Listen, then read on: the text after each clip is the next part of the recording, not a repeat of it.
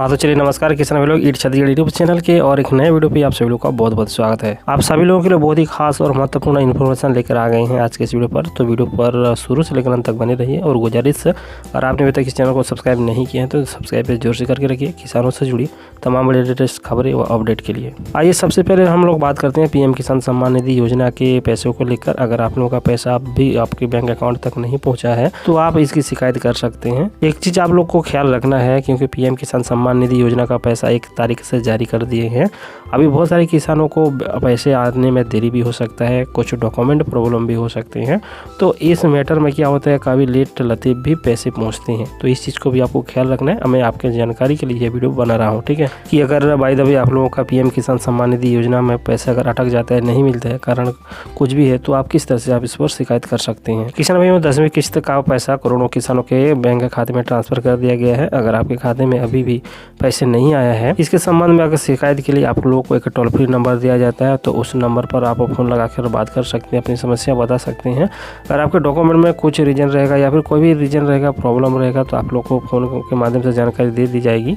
अगर आप लोगों का कुछ बड़ा ही प्रॉब्लम है, कहने का मतलब अगर आपका नाम या फिर आधार कार्ड या फिर जो भी आपने फॉर्म अप्लाई की थी वहाँ पर गड़बड़ी हुआ होगा, तो आप लोगों को एक त्रुटि सुधार फॉर्म अप्लाई करना रहता है, जो कि आपके कृषि विस्तार अधिकारी के पास आप लोगों को मिलेगा।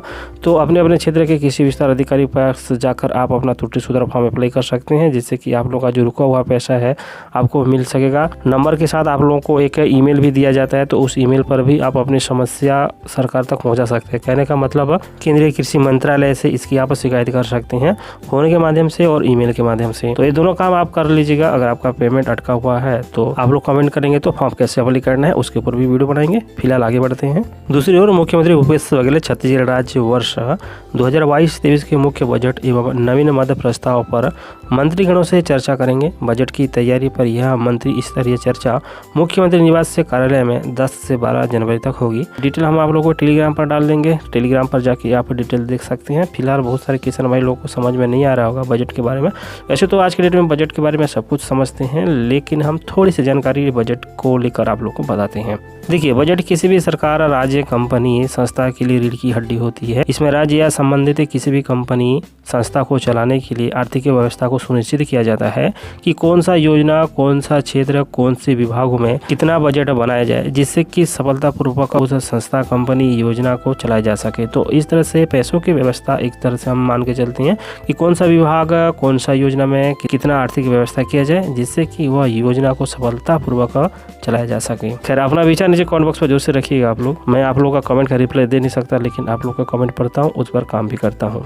अब आता है छत्तीसगढ़ में फल उत्पादन, मसाला खेती को प्रोत्साहन। जी हाँ किसान भाई लोग, मुख्यमंत्री भूपेश बघेल के नेतृत्व में छत्तीसगढ़ सरकार की किसान हितैषी नीतियाँ और योजनाओं से खाद्य उत्पादन एवं फसल विविधता को बढ़ावा मिलने के साथ ही उद्यानिकी फसलों की खेती को भी प्रोत्साहन मिला है। इसका परिणाम यह रहा है कि छत्तीसगढ़ राज्य में केला, पपीता, अदरक, हल्दी और टमाटर की उन्नत खेती किसान करने लगे हैं। जानकारी के अनुसार बीते 3 साल में कृषक साग सब्जी के अलावा फल एवं मसालेदार फसलों की खेती में काफ़ी रुचि लेने लगी हैं। इससे राज्य में फल एवं मसालों की मांग एवं आपूर्ति काफ़ी हद तक संतुलन की स्थिति बनी है। किसानों की आय में वृद्धि हुई है। राज्य में मुख्यतः केला, पपीता, टमाटर की खेती के अलावा हल्दी, अदरक तथा शकरकंद की खेती कृषकों द्वारा किया जा रहा है। उद्यानिकी के तहत 2 बड़ी योजना चल रहा है, आप लोग को बता दें। पहला है राष्ट्रीय बागवानी मिशन, दूसरा राष्ट्रीय कृषि विकास योजना, ठीक है। इन 2 बड़ी योजना के बारे में हम किसी दूसरी वीडियो पर डिटेल से बताएंगे, क्योंकि यह संभव नहीं है कि इस वीडियो पर मैं आप लोगों को बताऊं। नीचे कमेंट पर जरूर बताइएगा।